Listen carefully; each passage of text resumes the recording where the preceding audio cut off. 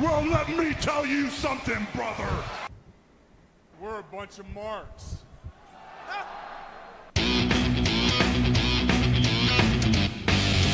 Woo! Oh, yeah! And get some man!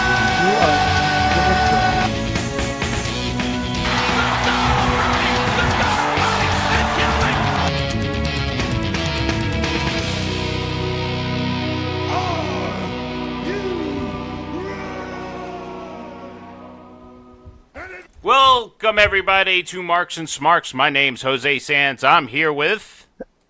My new moniker is the big homie, Marcus.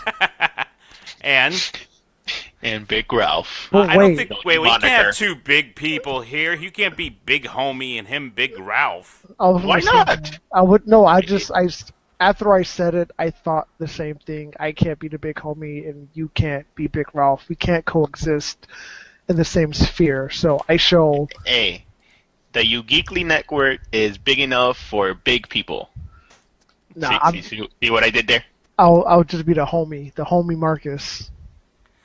The Homie Marcus. Yeah.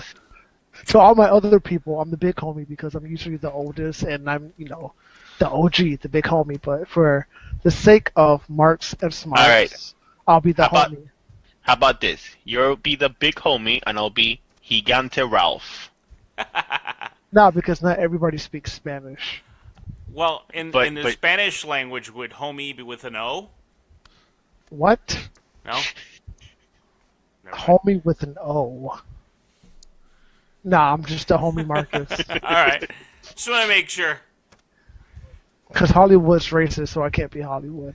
Nope, Hollywood Hogan is racist. I think it's unanimous. He hadn't apologized for nothing. All right, Well, let's get this podcast going, gentlemen, because I'm already tired. I had already had a beer, and I'm like, Well, even though Hollywood Hogan, the racist, is back in the WWE, there's somebody else who we just got informed is back in WWE. And who informed you? You did, or Yeah. the Lords of Pain, one of the two. Whatever. And Lords they of got Pain that get a free from the PW of TWI or PW Insider. Hell yeah. Free So- plugs everywhere. We heard from a friend who heard it from a friend who heard it from another that Rey Mysterio's coming back. You like what I did there? No? I saw what you did there. Yeah, thank you. Ralph, that's before your time. Or maybe What? you were born around when that song came out, probably. No, Ralph isn't that much younger than me. Yeah, but I don't think Ralph was listening to 80s music. I mean, Unless it's like rock, no. I don't know if he got out of Columbia either. I don't know. Well, anyway, according to PW Insider, Mysterio has been negotiating an 18-month contract with WWE. He wanted a 2-year deal, and they finally settled on it. Mysterio is able to work in a clause that allows him to give notice at 18-month mark if he wants to leave. I guess he's doing this just in case he feels he's not getting that much of a push or any type of story. Where do you think they're going to put Mysterio? Are you going to put him in Raw, put him SmackDown, or bring him over to 205 Live? I think he will go to SmackDown because of the Fox deal. You want to have your biggest names on that show, and he is definitely one of the biggest names right now in the wrestling industry. That is true. And I noticed that it didn't hurt him being an all-in with negotiations or doing New Japan. I mean, WWE really wanted him, even though he did those other promotions. Well, But I also heard that WWE is very big on if you've made like deals with other companies, you need to run them out before you come to us. yeah, that's an old school mentality where you don't abandon people who are putting food on your table. If you have obligations, especially contractually, you need to fulfill those obligations. Vince McMahon respects that a lot. Yeah, he does. He is a very old school mentality when it comes to stuff like that. Probably because he's old as dirt, but, you know. Wow. He would have heard it from a friend who heard it from a friend who heard it from another that you were messing around. Oh, actually, I do know that song. Ah! There we go. Now I remember it.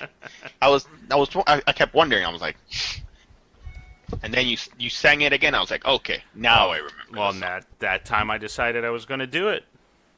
I respect it. Okay. All right. So we're coming off the heels of the pay-per-view Hell in a Cell. Guys, overall, what did you think of Hell in the Cell?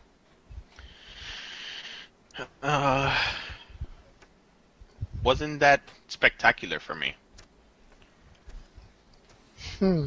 Really now? Yeah, I mean, there was maybe 2-3 matches that I was excited for. Yeah, but excited and execution are two different things. No, that is true. All right. In my opinion, I wasn't wowed by it. How about that? All right, I can respect that. The homie Marcus gives it a solid B+. It would have gotten an A, but... Minus? No, it would have gotten an A regardless. Minus, plus, regular A. It would have gotten an A if it wasn't for the main event. Okay, I understand what you're saying, but is the ending of the main event and what happened actually deter from the whole match in a sense? Because, I mean, if you think of SummerSlam and what happened there, the match itself was actually pretty good. The ending was maybe not to your liking, but the match itself was very good. This match was pretty decent, but maybe you just didn't like the ending. See, a match builds to the ending, right? So if you build this match and you expect a definite answer, you expect an ending to which you've been built up watching, and you don't get that, then yeah, it takes away from it. It's kind of like watching an hour-long match, right? Right. And at the 55-minute mark, after you've seen these people go at it tooth and nail, people run interference, and you get a double disqualification. Like, why did you invest those 55 minutes in that match only to get that outcome? So, for me, sitting there for 3-4 hours watching a pay-per-view, anticipating the match that I knew was going to have ramifications on the rest of the company, and to have it end that way, no. Right, but it's something you're talking about, which is what happened in the last pay-per-view as well. You're talking about the ending. I'm talking about it, but I'm talking negatively about it, which is not a positive. But you're talking about it. That's the point. Well, I think any publicity is good publicity from what I've heard. So tell up the Trump. It at least tells people like, oh, why is the homie talking bad about it? You know what? Let's see what's wrong with it. So they'll watch it. They'll subscribe and they'll watch, and they're like, oh, I agree with the homie. It was a bad match. It was a bad ending. So the match itself, even if you're talking bad about it, you're talking about it. So it's making people wonder: should we watch it and see what happened? Why is this person upset about it? Yeah, but see, that philosophy in itself is, I think, the main problem that WWE is having. Take Roman Reigns, for example, one of the people in the match. He gets reactions, but to WWE, any reaction is a good reaction because you're reacting. Now, they don't take into account how the fans actually feel. I would much rather see Seth Rollins or Braun Strowman, even Dolph Ziggler. I would rather see them as champion than Roman Reigns. But just because Roman Reigns gets a reaction, they see it as a good and not something that should be taken into consideration. Yeah, they see it as a positive. It's like I was saying last time. I this match upset me because they squandered the money in the bank. I told them if you squander it again, back to back, for me, it just deterred the whole a pay-per-view. As it just you gave it a B plus. I honestly I'm giving it a C. Oh, Wow. Just because I called that they were gonna deter it, they were gonna just be like, you know what?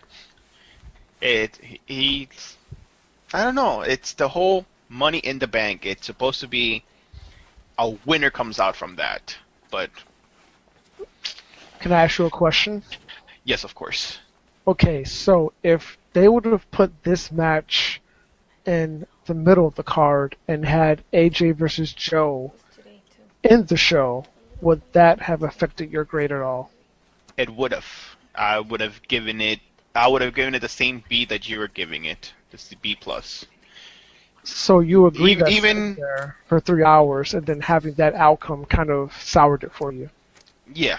I mean, again, we'll get to it when we start doing the tallies, but I lost points, but the matches themselves were good matches, regardless of the ending, if it was positive or not for me. But having to sit there watching the whole match, the whole pay-per-view, and then get to this ending, this climactic ending that's been building up, and then just, oh, no disqualification. It's like, no. I let it go when it was the Bludgeon Brothers came out and beat up both teams, and then there was what's it called? They did that one thing. Yes, I forget. Sorry. They hit it with the hammers. Yeah, they hit both teams with the hammers, so it was a no contest. But that wasn't at the end of the pay-per-view. It was somewhere in the middle. So I was like, okay, you did that. We got upset, but then you put great matches right afterwards. Doing this is like, I'm going home. If I was at the pay-per-view with live, I'm like, I'm going home with a sour note, thinking, wow, I got gypped. Mr. Sands. Yes, sir. I have 2 questions for you. Go for it. 1, should a title match ever end in a no contest or a disqualification? And 2, do you have a problem with the consistency that WWE has? Meaning, look at previous Hell in a Cells, Shawn Michaels, Undertaker, Kane interferes. Look at other matches where Mick Foley gets thrown off a Hell in a Cell, falls through the cage at the top. Things of that nature where you want to stop the match, but it keeps going, especially in a no disqualification atmosphere. Why then would you stop this match where there is no disqualifications? And precedents have already been set where more extreme things have happened and the match has gone on.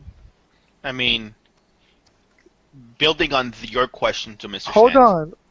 Okay. but let me just add on This to is that. one long question. I was gonna say, are you Mr. Sands? But okay, go ahead. No. I just wanted to add on to that. Just remember what happened Orton versus Hardy. Yes. Right?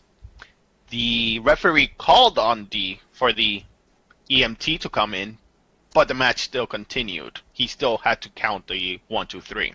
Because Orton don't care. Exactly. So, your thoughts, Mr. Sand? Well, I mean, I'm not opposed to any type of finish like that being disqualification. We saw that in SummerSlam with AJ and Samoa Joe. Disqualification because AJ used the chair. I mean, it's all storyline. So, in this case, they're building to something else. They're building to the triple threat at the Super Showdown, right? Or, the Saudi Arabia one in November. Yeah, right? Super Showdown. No, I thought it was Saudi No. Arabia. I thought they announced it this week. All right, sorry. Yeah, you're right. So, I mean, I'm not opposed to it. I mean, even let's take the AJ Samoa Joe match, right? he said, Wendy, who's your daddy, or I'll be your daddy now, and, that's going to piss anybody who's a family man off. Well, I can understand when there's disqualification there. And it furthers the storyline. Then we got the match that happened here at Hell in the Cell. It's a fine line, you know what I mean, on whether you should have a disqualification or, shenanigans in a title match. I would prefer there not be. But I also think if you're going to be in a program for 3 months, which is what they usually do, I would prefer that, you don't have your champion, if you're going to keep it on, look weak, So you're saying it's all situational, so there is no basis for consistency. Okay, You are. What are you trying to say? I mean, your precious New Japan doesn't keep a consistency. And we're not talking about New Japan right now. We're talking about wrestling or entertainment in a whole. So, if WWE can modify the rules to their liking to further the story, why can't anybody else? Because that's not the question right now. The question is the matches at hand. At Hell in a Cell and what WWE does. We can get into other promotions later in the podcast, which we will, but this is specific to WWE. As the leader and the industry banner standard setter, shouldn't they be the example of what you should or should not do? They're entertainment, no matter which way you look at it. And you can't have... being in the industry, shit. The standard. I understand what you're saying, but they're held at a different standard than any other promotion out there. They're held at a higher standard, and they're held at an entertainment standard. So for them to pull what they do for entertainment purposes is quite all right because they're furthering a story. Whether you and I, who've been watching wrestling for 30 years or so, understand how the business works and looks for the logic and all that stuff. You have those kids who are younger, that are not teenagers, that believe that everything that happens. So you can have, and they're not going to think, oh, by the way, why didn't this get disqualified before? It should, or why did that match keep on going and this match didn't? It has nothing to do with that. It has to do with story and entertainment. Jeff Hardy had to finish the match. They had the stretcher. How many times has Jeff Hardy gone out in a stretcher? Can we, name the times? I mean, Jeff Hardy has countlessly been out on a stretcher. I don't think there's a match that Jeff Hardy has ever been in where he's got decimated. He didn't go out on the stretcher. So, but that's story. Agreed. But the thing is, if you set rules for a match, right, why do you not enforce those rules to the match? If it's a not disqualification match, because Hell in a Cell matches are no disqualification, why does it matter that Brock Lesnar comes in, beats them up? Why call it a no contest? Okay, Brock Lesnar comes in and beats him up. So who's going to pin who? Nobody. It's a no contest. Somebody's going to recover unless Brock Lesnar decides to stay there and keep beating the crap out of everybody who gets up. The only way I see that happening is if the referee stands in the middle of the ring, counts both men to a 10 count, and then rings the bell. If they would have did that, I would have been a lot happier than just automatically waving it off saying no contest. Oh, that's such bullshit. No, if they did that, you would still call out and saying, well, it's not a last man standing match. And, well, it's a no disqualification, so how can they be disqualified on a 10 count? That's not a disqualification. That's a no contest. That happens in any match. Any match. Okay, so let's say the ref felt that this is going to be a no contest because you got this guy going there beating both of the competitors up to the point where they can't fight. There's a no contest right there. That's not legit. I mean, check them, see, like the old school. So you think if he checked to see if they had a pulse, you would have been fine with that? Well, of course, they're not going to die. Right. Yeah. Oh, is this? Look, this guy came in. Is he alive? Oh no, he's alive. You know what? He's not getting up. It's no contest. We're fine with I that. mean, we will That's what get you want? more into the semantics of it when we talk about the match of the week. But I think if you want to give it a more authentic feel, you count to 10, man. Count to 10, say, no contest. Each participant can no longer participate in the match and, go from there. But just to automatically say, hey, man, match is over, it kind of feels like it falls flat a little bit. Like, wow, like I invested understand. my time and I now understand where you're coming from, and I partially agree with you. Meaning, I can sympathize for what you're saying. One, because I didn't get any points because of that damn finish, but No one did. no one got points for that finish. But I also can see the other side of it and saying, I'm a mark, and I'm watching this, and I'm believing that they were beat up to a pulp to the point where they just decided they can't go. Those participants can't go. So, All right.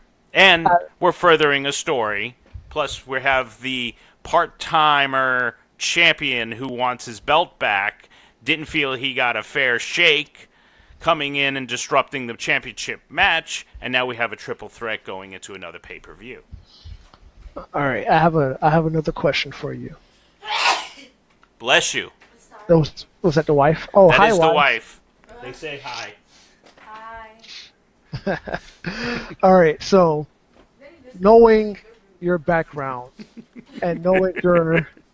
She said, you're listening to her conversation. You're so rude. That's okay. That's why I didn't say anything. All right, so knowing a little bit of your background and your experiences in the realm of theater, Uh-huh. now, I'm coming at you from a different perspective now. Okay. You have exposition, you have the ability to tell a story and convey feelings, emotions, and everything involved in acting, right? You know how to do those things, and you understand how those things work. Now, if you look at WWE from a theater standpoint, would you still give it the main event a passing grade as far as presenting the story in full detail and having somebody walk away understanding it with the way it ended? Well, I mean, I look at everything in a theater background. So, yeah, I would be okay with it. I even laid out why I thought the underlying backstory to it and why it happened. So, yeah. So you don't think the 10 count would be necessary? Even with the theater... Okay, with the theater aspect. background, let's talk about the theater background. In theater, people spontaneously sing songs in the middle of the street. Do you think that's reality? This isn't a musical. Hey, It doesn't matter. That's theater. Hey, we have Elias. He spontaneously starts singing, so it's theater. All entertainment and theaters. It's not... Okay, in the middle of a scene, we get the dramatic reveal and the house goes black. What happened next? It's Undertaker a came series of suspense. Did she kill him? We don't know. We got to wait for the second act. Same thing. He came in. They knock him out. There's no contest. Who wins? Nobody. We got to wait for the second act. So you're saying this is the first act and the Australia show will be the second act? Or is the Saudi Arabia show? I don't know anymore. Yeah. I mean... Whichever one. Whichever one. That's the whole... That's why they're mostly in a program with somebody for 3 months, right? You've got the first act, which you're setting up the feud. The second act, where the heel or somebody gets the best of the face. And the third act, which either the face or the heel is triumphed over one or the other, depending how you want to tell the story. Correct? I mean, this is pretty much what wrestling is. It's entertainment. So would you call the second act the climax and the third act the resolution? Most likely, yes. I mean, we're looking at it, Samoa Joe. This is going to be the third time he's going to face Samoa Joe, right? Was it Or the fourth third time. Maybe even the fourth time. I don't know anymore. No, it's going to be the third time. Because the first time he jumps some signs, that's where the whole thing, there's a disqualification. We had this match that he beat him with as well. that's that. They think, oh, it's over, but of course there's controversy.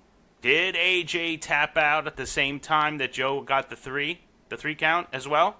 There's controversy there, right? But so that's your suspense. Now you have the resolution, which will be your third act. Here it is. You see, that controversy I'm okay with. It's something that you're like, oh, okay, the next match, who's gonna win it? Because the next match is no DQ. Yes, but in the main event, you're like, really? I waited all this time for you to just. But AJ's holding a major title too, and you're okay with that one. Yeah. I think the main thing. I'm more okay. I'm more okay with it because of where it was placed on the pay-per-view. Now, maybe if they had put it at the end, I might be singing a different tune about it. But because it's like near the middle, towards I think it was like near the middle towards the end. I watched other matches that had cleaner finishes, and you're like, okay, I got over it. But this is the last match I saw before I went to sleep. So it stewed in my brain. I'm like, I hate this match. But I hate that point. ending. Again, you're talking about it. You're thinking about it. It left an impression in your brain. So it did its job. If you want to impress me, put on Charlotte Becky last and have that be the last thing you see. Because I'm still programmed with the 80s and early 90s where, Bret Hart, Shawn Michaels, Hogan, at the end of a pay-per-view or a show, you knew you were going to get a finish and you were going to either get a new champion or the retaining champion celebrating in the ring. You weren't going to get something that says, tune in tomorrow, Monday Night Raw, to see what happens next. It's like, no, I watched a pay. Well, again, this is different because back then you paid $40 to $60 for a pay-per-view, so you paid for a resolution to a match. Now, with the network, the rules have changed because now they already know they got your $9.99 a month. They know you're going to tune in the next night on Raw or Smackdown, whatever, just see what happens next. So, I think the whole platform is different now because you're not paying that much a month for a pay-per-view. So, I can understand why they're doing it and where they're coming from, but I'm just still programmed to have a definitive conclusion to a match, especially the last match of the night. They can't have Becky and Charlotte last, which I wouldn't have mind because their story's more interesting than some of the other stories out there. But that's not a gimmick match, and this is a gimmick pay-per-view, so it can never be last. That's a very fair point. Unless, that feud qualified them to be in Hell in a Cell, if I'm being honest. That's just another. How personal it was. Yeah, it does and it doesn't, because we're talking, this is the second act. The third act has to have that climactic finish, which is either a gimmick match, a last man standing, no holds barred, cage, something. So they're going to fight again. It's just, what are they going to fight in, or what's the stipulation? Is it going to be a submission match, since they're both submission specialists in some sense, or have a submitting move? Let's talk about... And Becky, let's be honest, Becky's killing it as a heel. Dude, Becky's the hottest. Becky cannot do any wrong at this point. She called Charlotte a bitch on freaking TV, and they cheered. What does that say about Charlotte, though? Does that say that people want to cheer Becky more than they want to cheer Charlotte, or... That's exactly what it says. It is, but... Out of the two of them, the fans gravitate more towards the last kicker than towards the Queen. And that's fine, because the Queen's already established herself. She was the heel, she's the baby face, that's what happens. You need to get Becky on that level. Becky was a great face, but you know what? Now that she's heel, she's going to go into that stratosphere where Charlotte is currently. Charlotte can be booed or cheered and doesn't have to get it. She'll always get some type of pop or reaction because of who she is and what she's accomplished this far. And Right? whose daughter she is. Basically. Huh? And whose daughter she is. Absolutely. But see, Charlotte kind of had to go face because her father got sick. So that's kind of the reason behind that, you know.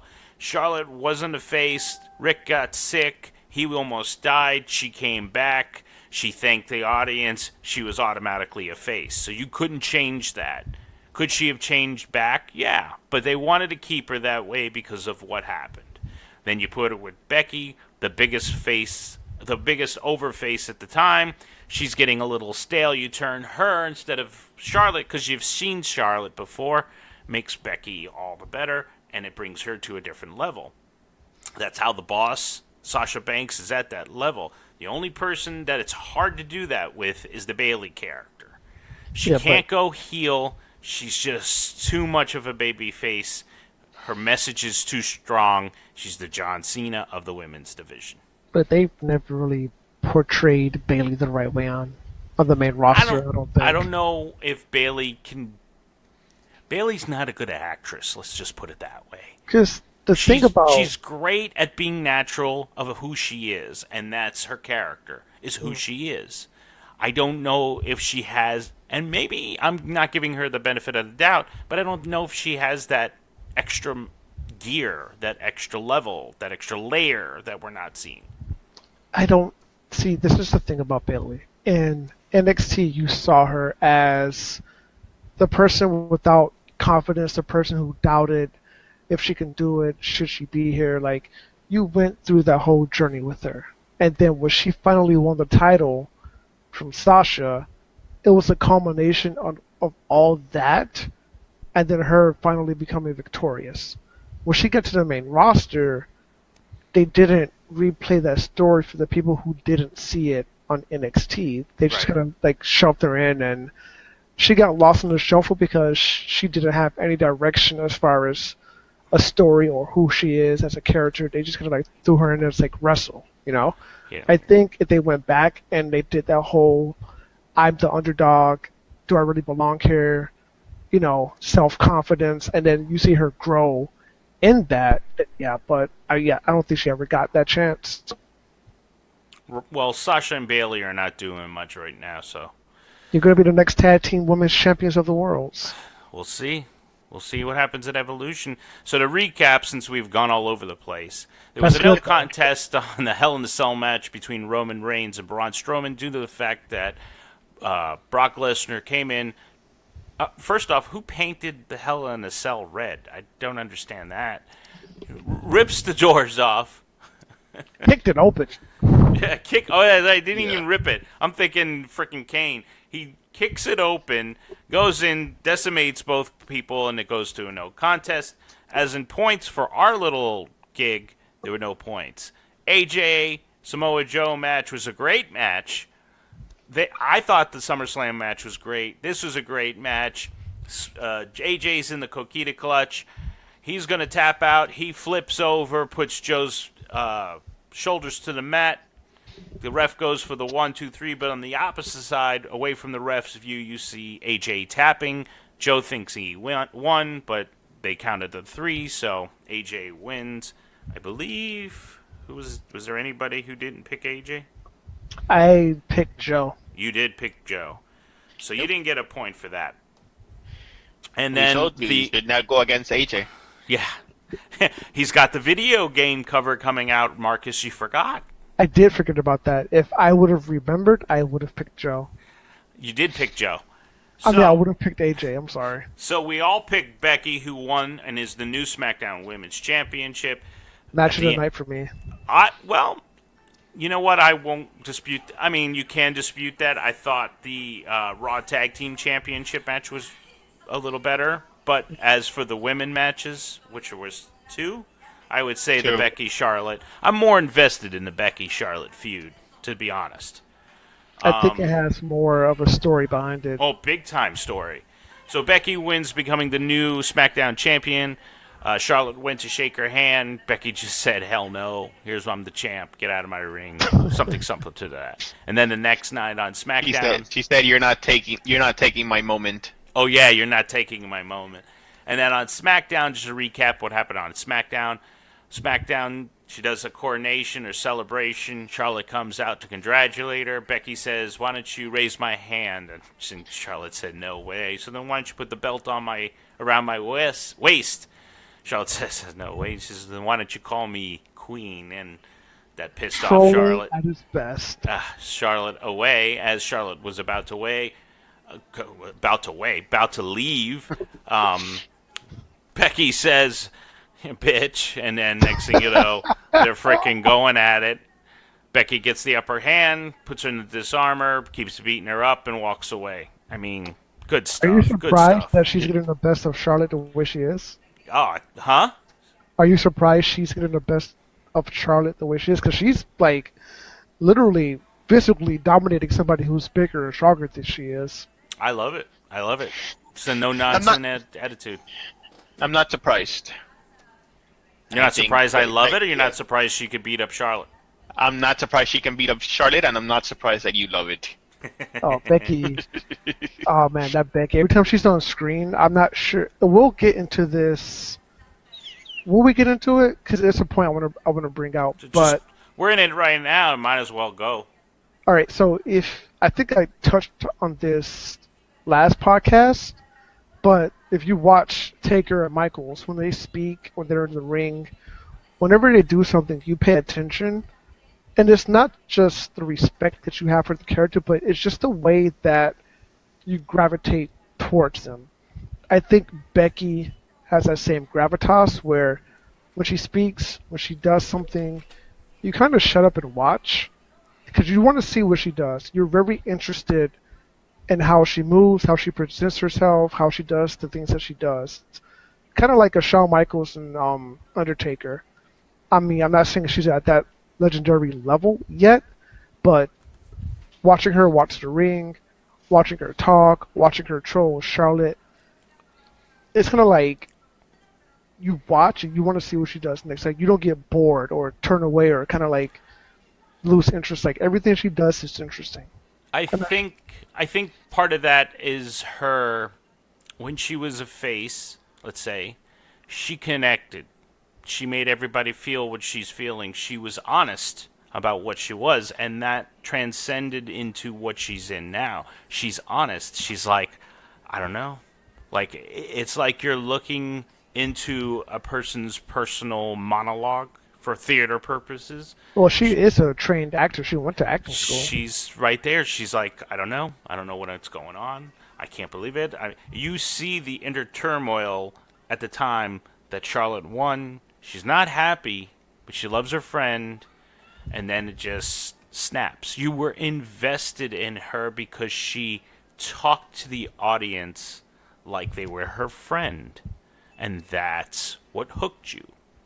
Because these are my pals. I've been sharing all this with you. That's why her promo, after she kind of turned on Charlotte the first time, did not go well, and they cut it where she went away with the fans. She doesn't blast the fans.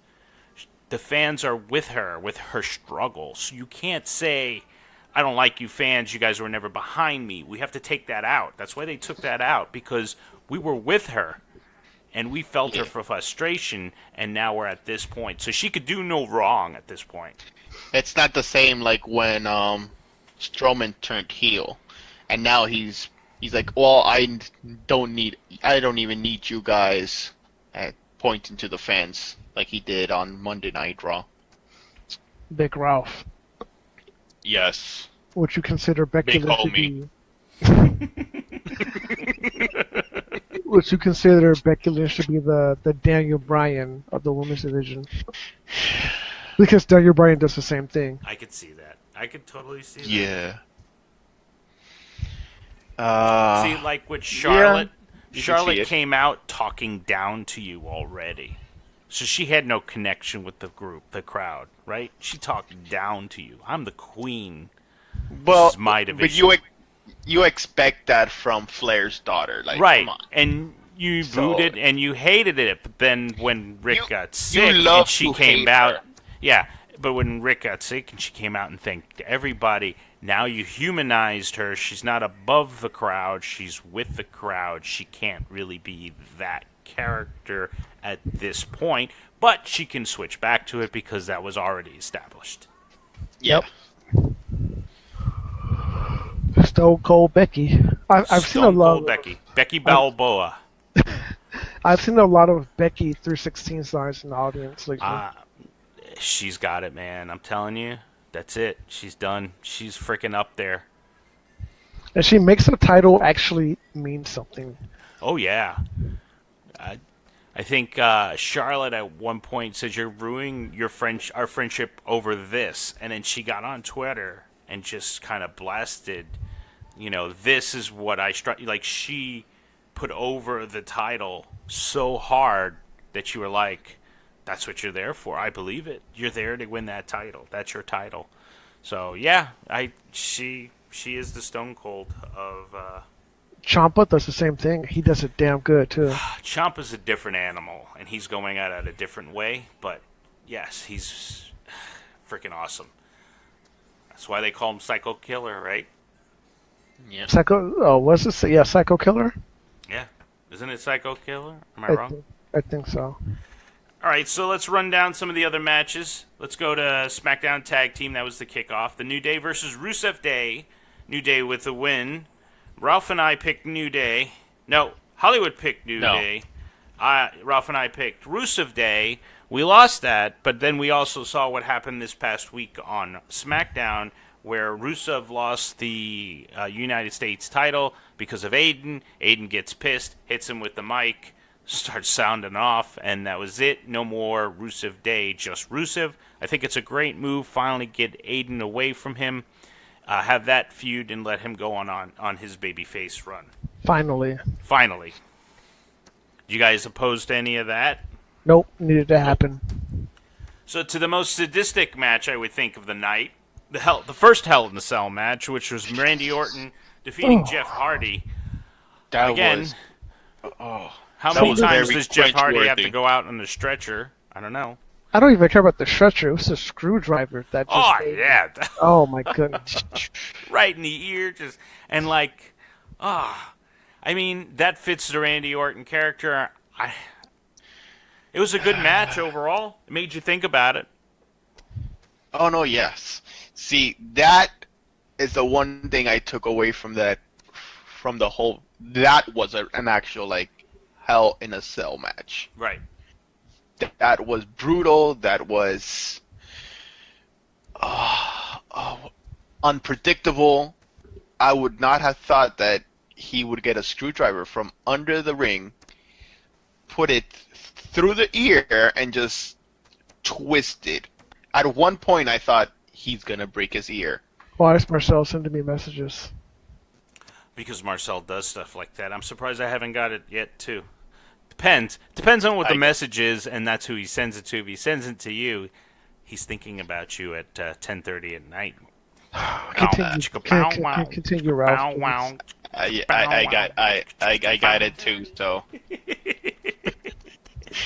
see, the wife told you to shush. I know you heard that, huh? Yes. Anyways, where were we? I don't know. Well, let's talk about who picked Randy. Apparently, only one person thought Hardy was going to win, and that's my sorry ass. So no points for me on that one. Nope. I hope that Hardy is now broken and they do the Brother Nero persona. But will they do Brother Nero with Matt retired? Why not? You could still do it. He's doing delete in the middle of the ring sometimes. And then he even does that weird freaking song. So, why not? I'll classify myself as obsolete. You can do it. You can tweak it so that it doesn't have to be with Matt. So it might not be like the actual Brother Nero, but something close enough. A version of. Yeah, I can see that. I would much rather see Will-O-the-Wisp. I don't think I know that character, so I can't comment. He's either Will-O-the-Wisp or Itchweed. Like, look them up when you have a chance, and you'll see how crazy Jeff Hardy can get. Well, they might do that. They might mix like the Brother Nero with some of his other characters. Even if he does a version of them and not call them those, it'll still work, you know? Yeah. All right, so the match after that, we have the Raw Tag Team Championship match between Dolph Ziggler and Drew McIntyre, the current champions, against The Shield, which consists of Dean Ambrose and the Intercontinental Champion Seth Rollins. That match was won by Dolph and Drew, which you can argue was probably one of the better matches of the night. I mean, you guys could tell me if you didn't think so. That's the number 2 match for me. Yeah, Becky and Charlotte, I'm so invested in the story, it could be number 1. As for performance, I thought this was better, in a sense. Story, I thought the other one was better. So, they're interchangeable for me. What did you think, Ralph? I have to agree there. They're both like right there, neck and neck for me, both matches. I personally, I liked the tag team match, but just because, Seth Rollins can never do anything wrong. Well, apparently Most he didn't win him. this match, and you didn't get any points, so he did do something wrong. I don't care. He still can't do anything wrong. So as I mentioned, Ralph is the only person who decided to pick the Shield on this one and did not get any points. Sorry, Ralph. Nope. It's alright. Wah. It's alright. You know who did No. get me, so. Who? Both of you. Yeah. Haha. Haha. Somebody feels he got his mojo back. I did get it back. And he might not be wrong, because the next match was a mixed tag team match between The Miz, Maurice, and Daniel Bryan and Brie Bella, where we saw The Miz and Maurice defeat Bryan and Bella. 2 times Bryan loses to The Miz. What's going on with this match, and why is Hollywood the only one who picked this one correctly? Hollywood. I'm sorry, it says Hollywood on the spreadsheet. We need to change that to Big Homie. Pretty much. Or just the homie. The Homie. The big homie. Nah, just the homie. Homie. I picked this match because I knew Miz and Maurice were going to win. Plus, you don't want to have Daniel Bryan win and then just turn around and have them do a rematch at the Australia show.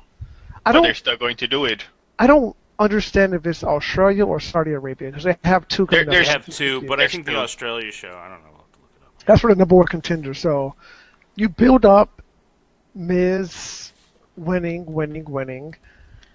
But to think about it is, if AJ is still champion, you wouldn't do a face versus face. You would want to do a heel versus face. So you want to put Miz in that spot.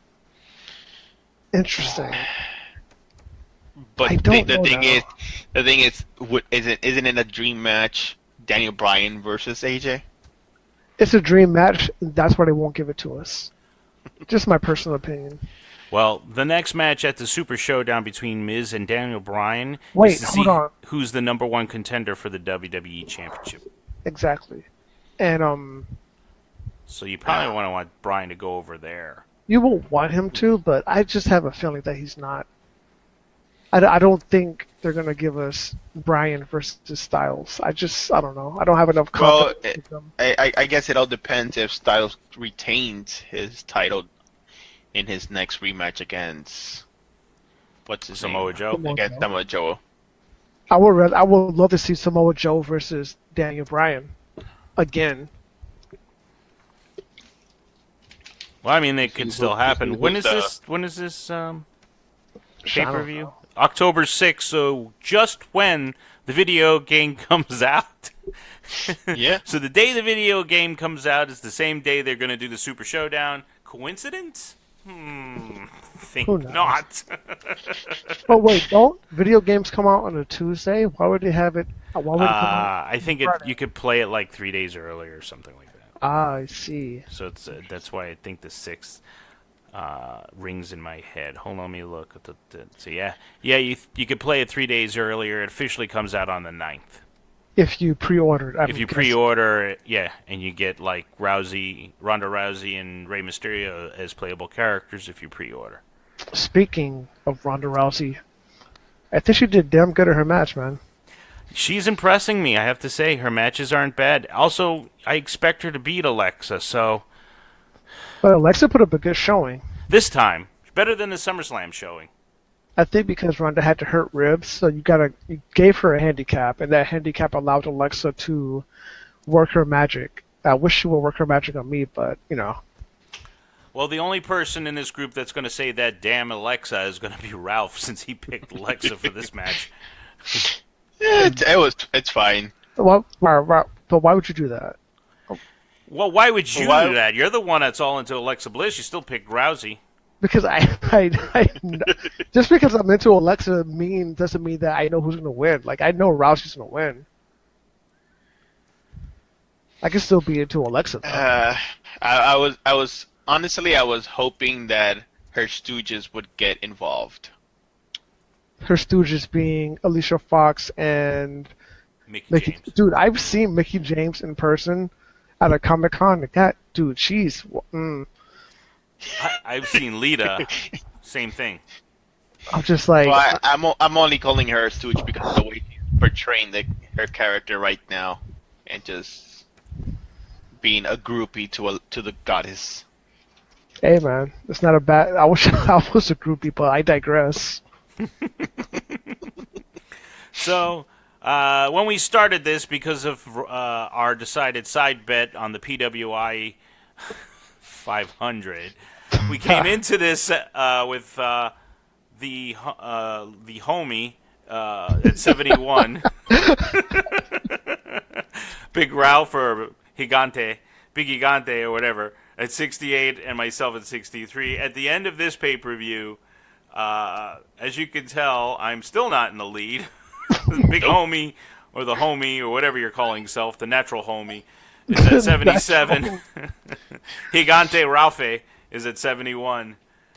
And I am at a dismal 67, which doesn't seem like I'm going to be catching up anytime soon if I keep picking like I picked this match, this pay-per-view. And who cares about Andre? And who cares about Andre, our one loyal listener, and we're alienating him. I'm not alienating him. I just have to ask him. And even if he got the 6 points that I got, what would he be at? He would be... Same as you, right? No, he would be past me. So who cares about Andre? As long as he's not beating me, I don't care. I'm going to give him the same amount of points that you have for the next one. That's just not fair. It is fair, because he started with the same amount of points I started with. He needs to start one below me since he missed the pay-per-view. That's probably my bad, too. I just didn't ask him, but it's whatever. So that's the Hell in a Cell pay-per-view. Please let us know what you think on our website, ugeekly.com. That's UGEKLY. Or Twitter and Facebook under Marks and Smarks. Some notable things that happened this past week on Raw. I wanted to talk to you guys about the possibility and the promo that The Undertaker cut, where he's going to have Kane in his corner, and we now hear that Triple H is going to have Shawn Michaels in his corner. Are we setting up a DX and Brothers of Destruction tag team match at some point down the line? Wait, first of all, didn't he just get elected? Why the hell? He must already have a lot of PTO time to just fly over to Australia. And it's Sunday, dude. I don't think he needs PTO. I think he could just say, like, hey, I am the big red mayor. Yeah, I'm sure the mayor's office has got hours between Monday and Friday, but the pay-per-views are Sunday. No, this is the Australia show. The Australia show, I think it's on a Friday or Saturday. I think Friday night or something. Let's ask the Google machine. No, it's the 6th, so let's see what the 6th is. It's a Friday, I think. It is a Saturday. Oh. So, again, mayor's office is open Monday through Friday. If you have any complaints, you're welcome to call the complaint department on Saturday. I don't care, man. It's Knoxville County. Who cares about Knoxville? Wow. Oh. Kane does, okay? Kane's the one, and that's why he's mayor. He'll be alright. He will be all right. Who the hell is messaging me on Facebook? All right, so what did you guys think? DX, Brothers of Destruction, you think this is going to happen down the line? I guess it'll depend on how the match goes. If they get involved, then yes, I do see them setting up maybe for Mania, since it would be kind of a big thing. I thought we said for the last time Triple H and Undertaker. No. End of an era. It says end of an era, and like the greatest, but as a singles match. It's like Now, Rock and Cena, once in a lifetime, and then once in a lifetime part 2. Now they could say like, oh well, we did say it was the last match we were gonna have Singles match. We never said anything about tag team, loophole. This is what the homie thinks is going to happen. I think Undertaker gives Shawn Michaels permission to come out of retirement, and then Shawn Michaels ends up retiring the Undertaker. And then they both ride off into the sunset. That's what I think happens. I can see that. I can get behind that. Because if you listen to the promo, basically Shawn says, I'm staying retired because of you. Because of respect for you. So I think the only person that can get him out of retirement is The Undertaker. And then they have their one final epic, hopefully short match because Undertaker is Undertaker. And then they ride off into the sunset and do what they gotta do. Again, not opposed to that. I can see that happening, and it would be good. It would be good. And I would get points for calling it. No, you know what? We did not agree. We're not agreeing to your points anymore because you totally screwed us over with this PWI one. I didn't screw you over. You guys did. We agreed to it, so you screwed us over. You had an inside account of what was going to happen, and that's why we're here. No, I didn't. Yes, I was doing fine until you pulled this crap on me. All you guys have to do is watch New Japan like I do, and you would know Kenny was going to win. Actually, our last 2 main event matches were New Japan. Well, no, one was All In. But we've been watching a lot of Kenny Omega lately. And as you should. The Terminator. Does your wife just cough? Yes. Okay. She's just like, yes. What else of note? Oh, Lilo Rush. Or Lilo. Lilo? Leo. Like Lilo and Stitch? Or Leo? No, Leo. How does that say?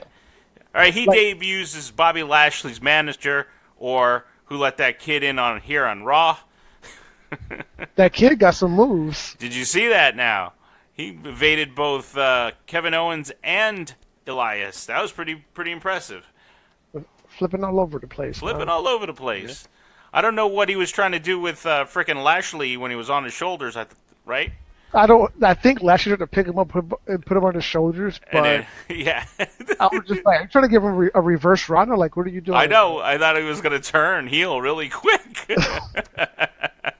And I guess he remembered, wait, I'm supposed to stay on his shoulders.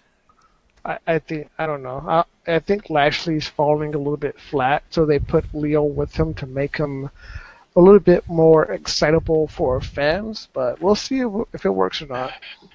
They need to let him loose. Yeah. He's too tamed. Turn him heel, like he was in TNA. Well, maybe with... fudge, I can't ever say the guy again. Leo Rush. Leo. I keep wanting to call him Lilo. Think about Leonardo. Okay, Leo. But it's spelled L-I-O. But that's how WWE Leo. That's the Spanish way. Lio. No, think of the Spanish way. In Spanish, that's Leo. Okay, fine. Leo. Right, Ralph? Sorry, I keep thinking Lilo and Stitch now. I don't know why. It's the father in me. Let's agree to disagree on that one. Oh, okay. Because it's not. It's L-E-O. It's Leo in Spanish also. Maybe it's Japanese. Let's ask an unbiased. If you were having a person's name spelled L-I-O, how would you pronounce that? Leo. Damn it. All right. I win. So I'm the idiot. Yep. Thank you. Only you would ask that. the wife. I get a point for that. No, there's no point. We didn't agree to that point either. Stop with the freaking points. Pain in the ass. So this week, like every week, we'd like to highlight a match that happened this week or any week. I don't know. That was a bad intro. What? Before you give your match, it was not my match. It was the consented match that I just picked. Whatever. if you're listening to this, which you probably aren't because whatever, but whoever's listening to this, go watch Ricochet versus Pete Dunne. Oh yeah, I forgot to ask you about that. You will not be disappointed. Maybe that's our main event match next week. No, it's not, because I don't like the ending, but the match itself, like, yeah. It must be a disqualification of some sort, huh? It was a run-in from the Undisputed Era. Yeah, see? Yeah. It's a dusty finish. It's not a dusty finish. That's what they used to say. No contest or finishes like that are dusty finishes or run-ins. I would say a dusty finish is what happened to him when he fought Flair, but for the $25,000, but it got reversed or something like that. That's a dusty finish. Dusty finish. Yeah. So the main event match this week, because it's not going to be that one because we don't like the ending. Also, only one person saw it because we're recording the day of NXT. Is Kenny Omega versus Tomohiro Ishii for the New Japan or the IWGP Heavyweight title at Destruction in Hiroshima. Do you guys know what IWGP stands for? I got Pro Wrestling belt. International Wrestling Grand Prix. Okay. International Wrestling Grand Prix. Okay. Good to know. Yeah. But isn't it what I think when you think Grand Prix, don't you think cars?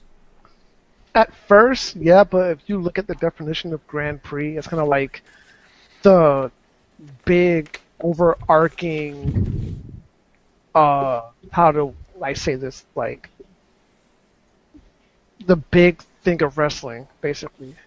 All right. I'm okay with that. I mean, I enjoyed the match. What do you guys think of the match? Let's talk about this match.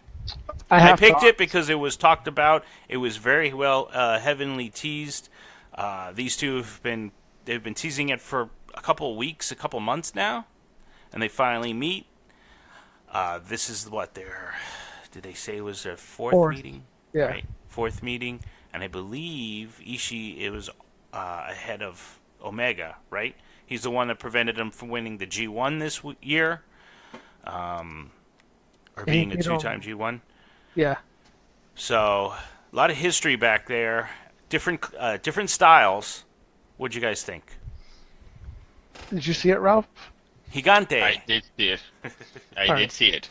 So I have production thoughts, and I have thoughts on the match. Oh my god, we're gonna do another production show. Okay, we're not gonna do production. Every time it's New Japan, we're gonna do production shows. I'll start with the production because I know that's what Joe wants to talk about. So, watching the stage, watching the arena, watching how they presented the match, it was simple as far as the stage and everything else. It was simple in presentation, but I think the simpleness of it was very effective. Like, it wasn't anything overly distracting. You saw it, it made sense, and then you went to the match. Listening to the commentators treated it more like a sport, where they gave a backstory on who won, who's lost, how many times they've won or lost, etc., right? And then they're talking about how Ishii cost Kenny the G1. So there's an overarching story, but it's presented in a sports-like atmosphere where the wins and losses count. I cost you this match, you cost me that match. It makes a lot of sense storyline-wise and as actual sport. I'm not sure if you agree with me on that point, but I agree with that. Yeah. And I wish that WWE would do more of that, but different audience, catering to different people, you know. Different management. Yeah, different management, definitely. It's all different audience, guys. It has nothing to do with management. Well, it does. But No, it doesn't. and then Let's agree to disagree on that. We are disagreeing because it has nothing to do with management. It has to do with the way the product is produced and where it's coming from and who it's targeting. New Japan is not targeting little kids. It's not doing pediatric cancer kids every week. Come on. Super Messiah. Super Messiah. And then if you look at the match itself, like the referee Red Shoes, he's so much different than WWE referees, where he only really steps in when he has to. But I mean, he let him fight on the outside. He let Kenny jump off the top rope and double stomp damn near over the barricade. Oh man, that was terrible. And that looked like it hurt. Big time. The referees in WWE to me are annoying, where they just constantly call every little thing. It's like they're always in your face. I know they're set up to where they can hear calls from the back and they can kind of direct stuff, so that's where they do that. But it's like, dude, get out of my face and let me watch the wrestler wrestle. And Red Shoes, he does that. He kind of backs away and lets them do what they have to do. And the match itself, though, the physicality of it was brutal. Like, they really hit each other hard. There was a couple of pile drivers I saw Kenny do that made me I was like, oh my god, it reminded me of Owen Hart and Stone Cold all over again. The double stomp to the outside. Just looking at Tomohiro Ishii, he doesn't look like somebody who should be in a main event, especially by WWE standards.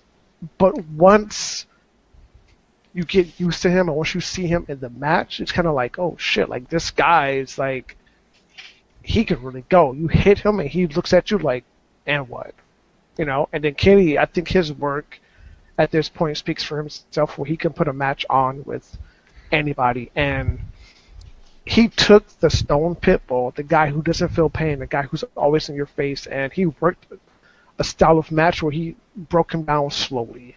And eventually he got the pin, but I'm just like, what can't Kenny Omega do, But I gotta give props to Tomohiro Ishii too, because he put on a hell of a show. Gigante? Yes. What did you think? Do you have anything to add? I have nothing to add. As always, the big homie says everything. You can say it in your own words. No, I'll keep your words. They sound more finesse. They sound finesse. All right. No, I thought it looked at the beginning. It looked more like a kind of a brawl kind of a match, and as the match went on, it got interesting.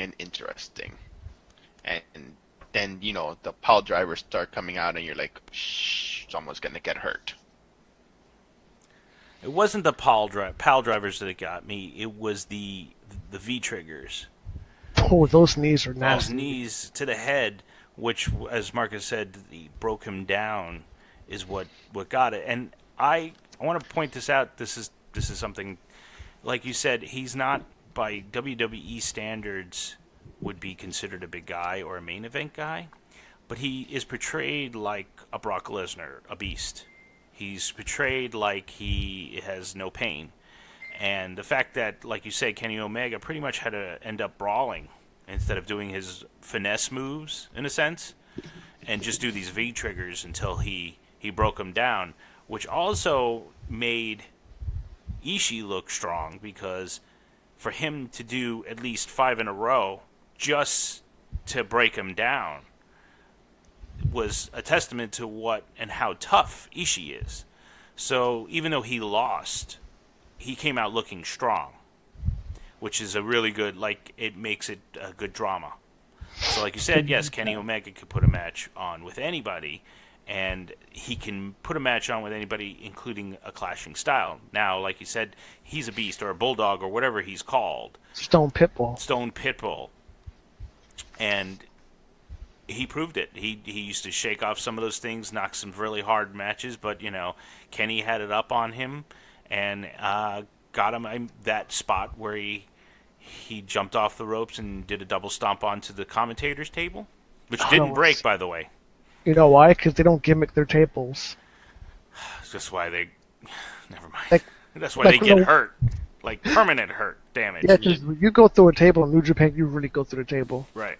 So, that was the beginning of the end, where then, like you said, he slowly broke him down, and those V-triggers or knee stomps or knee hits in the head were just brutal. So, great match.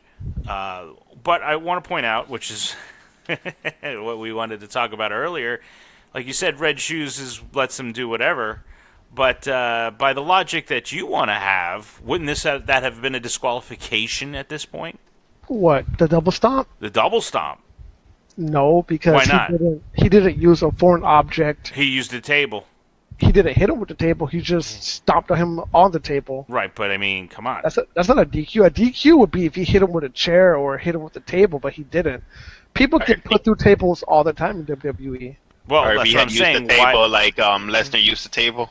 Yeah, What? if he did that. Yeah. Why is that like between logic? I mean, that's using, No, it's foreign not. object, throwing them into the thing, If that was the case, throwing then them over.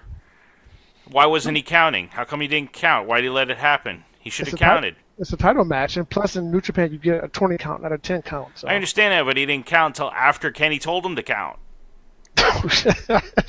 Did Kenny tell him to count? Hell yeah! Yeah. He did the double stomp, went over, says count him, and then he went back in the ring, and then Red Shoes ran into the ring and started counting. Referee's discretion, that's why. Yeah, everything's referee discretion. Entertainment purposes. Get that through your head, man. You know what? It's all subjective depending on what the story needs. New Japan does it, WWE does it. Doesn't matter what company you are, which one you like. It's always to the discretion of the person who's there. I need to bring back Luke. Who? Luke. Yeah, Luke was much better. He was happier. He wasn't I'm happy. He wasn't at... No, love doesn't live there, so I don't know. Dude, I didn't say that once. You brought that up. I've been good the whole podcast, and I want to drop you back down to sorrow and misery into the shadows. Why? Or do you want to inflict pain on me? Look, the fact that you have to post about the firmness of French fries tells you how much pain you are actually in. Dude, no. If you mess up my French fries, man, you will incur my wrath like no other. Like, do not mess up my French fries. Okay, but the post is so suggestive. It's so weird. It No, says it's French not. fries is one of my favorite foods. It's not the limp ones. Are we really talking about French fries here? I need them warm, crisp, and fresh. I don't know if French fries is what we think it is. That's what I'm starting to think. Have you ever gone Not to doing my French fries correctly. Okay, what is French fries again? Is a good way to feel the full force of my wrath. So your French fries, if there's not done correctly, you will feel the full force of your wrath. So what is exactly? Is this a metaphor, French fries? I don't understand. Have you ever gone to a fast food restaurant and you get the old I think fries? there's a lot of sexual frustration between these French fries here. No, listen. Which part is the French and which part is the fries? Alexa and Becky. But or Maurice, because she's French Canadian. But if you go to a fast food restaurant, we've all had this happen to us, and we get like those old fries from the beginning of the day that aren't warm, that aren't like crisp, or like they're chewy fries, and you're just like, what the hell? Like, go cook me up a fresh batch of fries. Don't give me this foolishness. Like, you know what I'm talking about, and that's what the post was just suggesting. Like, well, if you're gonna make French fries, make them right. Don't give me no old fries. Give me some new fries, Or young fries, right? With the way you're talking, no. I'm just reading how the post was and what the suggestions or the undertone and the underlining suggestions was there. That's all. I think you're the only person who saw it that way. I don't know. I mean, Ralph started laughing, so he must have thought the same thing. No, but As I was reading it, he started laughing. So apparently he never read it before. I'm reading it for him the first time, and he's thinking the same thing I'm thinking. No, I read it, but I'm laughing because your thoughts are exactly the same thoughts that went through my head. Thank you. You know what?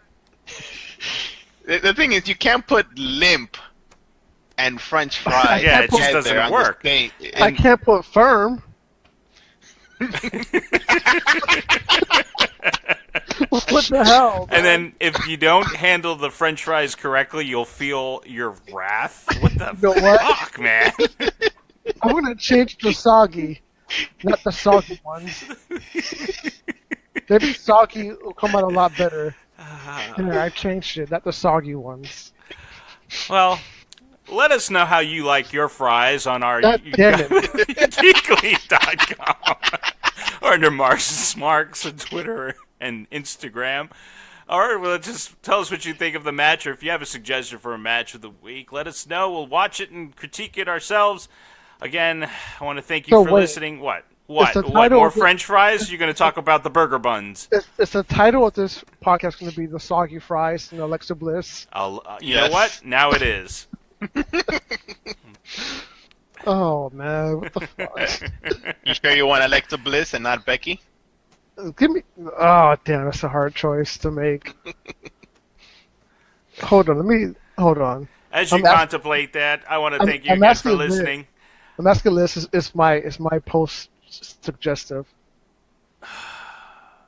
My name's Jose Sands. I'm here with The homie Marcus. the homie and And Big Ralph. Or Saying- Gigante Ralph. Gigante Ralph saying, see you next time.